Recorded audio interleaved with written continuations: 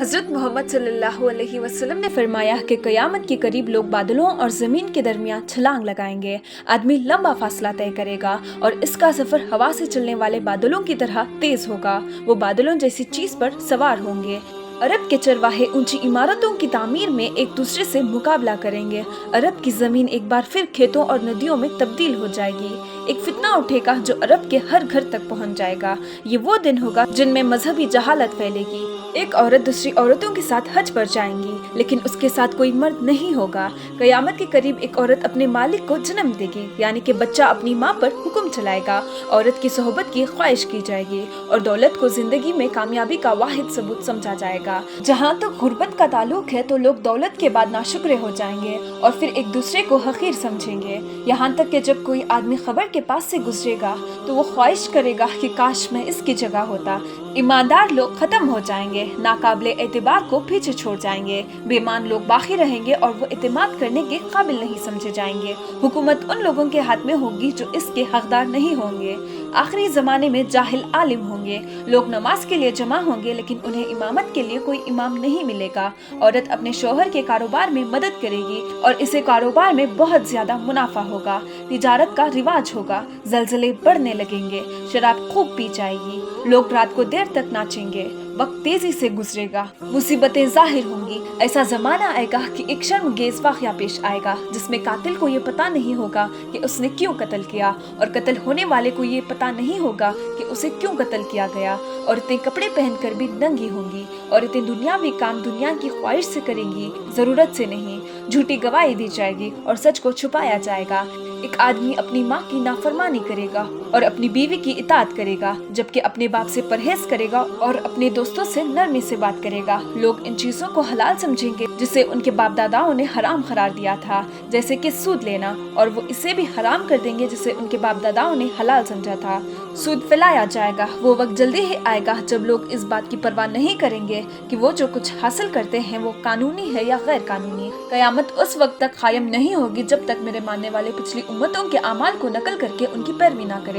मस्जिदें सजा दी जाएंगी मगर लोगों के दिल हिदायत से खाली होंगे। कयामत उस वक्त तक कायम नहीं होगी जब तक महर खत्म ना हो जाए और लोग भाई भाई होने के बावजूद एक दूसरे से राजी नहीं होंगे। यहाँ तक कि तकरीबन 30 झूठे दज्जाल जाहिर होंगे। इनमें से हर एक ये दावा करेगा कि वो अल्लाह का रसूल है। जमीन सोना और चांदी उगलेगी। जब कयामत करीब आएगी तो मोमिन का शायद ही कोई ख्वाब झूठा होगा। तुम में से जो जितना सच्चा होगा उसका ख्वाब भी उतना ही सच्चा होगा। कौमें जल्दी ही तुम पर हमला करने के लिए एक दूसरे को बुलाएंगी, जैसे लोग अपनी दावत पर बुलाते हैं। लोगों पर एक ऐसा जमाना आएगा कि इस्लाम में सिवाय इसके नाम के और कुछ बाकी नहीं रहेगा और वो कुरान की तिलावत करेंगे, लेकिन वो इनके हलक से बाहर नहीं जाएगा। वो दीन से इस तरह गुजर जाएंगे जैसे तीर अपने निशाने को चीरता है और वो दीन में एक साथ नहीं रहेंगे।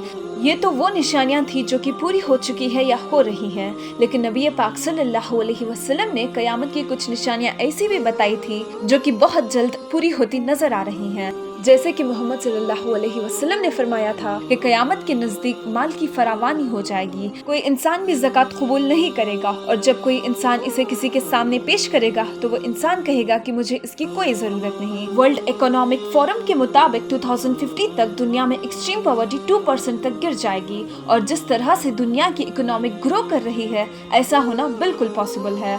नबी पाक सल्लल्लाहु अलैहि वसल्लम ने फरमाया था कि कयामत तब तक के नहीं आएगी जब तक जंगली जानवर इंसानों से बात करना शुरू ना कर दे। लेकिन ये आखिर होगा कैसे? आर्टिफिशियल इंटेलिजेंस की मदद से जानवरों की आवाज डिकोड की जा सकती है। साइंटिस्ट ने आर्टिफिशियल इंटेलिजेंस का यूज करके जानवरों की लैंग्वेज को डिकोड किया है। ये आर्टिफिशियल इंटेलिजेंस ही इंसानों को जानवरों से बात करवा सकती है और इसकी आर्टिफिशियल इंटेलिजेंस की मदद से इंसान फ्यूचर में जानवरों से बात करेंगे। नबी पाक सल्लल्लाहु अलैहि वसल्लम ने फरमाया था, दरियाए फुरात से सोने के खजाने को जाहिर करेंगे और बहुत से लोग इस पर लड़ते हुए मर जाएंगे। हर एक इस उम्मीद में रहेगा कि वो ये खजाना हासिल करेगा। दरियाए फुरात जिसे यूफ्रट्स रिवर भी कहा जाता है, ये ईस्टर्न टर्की से सीरिया और इराक में फ्लो करता है। इस दरिया का जिक्र बाइबल में भी मौजूद है और आप जानकर हैरान हो जाएंगे कि पिछले कुछ सालों से दरियाए फुरात सूख रहा है। 2021 को Iraqi ministers of water resources ने कहा था कि क्लाइमेट चेंजेस की वजह से दरियाए फुरात 2040 तक पूरी तरह से सूख जाएगा और यही से सोना निकलना शुरू होगा। हाल ही में एक वीडियो इंटरनेट पर अपलोड की गई थी जिसमें कुछ गोल्ड माइनर्स रोज यूफ्रट्स रिवर के करीब सोना जमा कर रहे थे। नबी पाक सल्लल्लाहु अलैहि वसल्लम ने फरमाया था कि कयामत के नजदीक औरतों की तादाद बढ़ जाएगी और मर्दों की तादाद इतनी कम हो जाएगी कि 50 औरतें एक मर्द के हवाले होंगी। अब तक दुनिया में मर्दों और औरतों की आबादी तकरीबन बराबर है, लेकिन यूनाइटेड नेशंस के मुताबिक 2050 तक औरतों की आबादी मर्दों के आबादी के मुकाबले में ज्यादा हो जाएगी। अभी डेटा के मुताबिक हर साल औरतों के मुकाबले में मर्दों की आबादी कम होती जा रही है, लेकिन अभी एक बड़ी जंग होना बाकी है।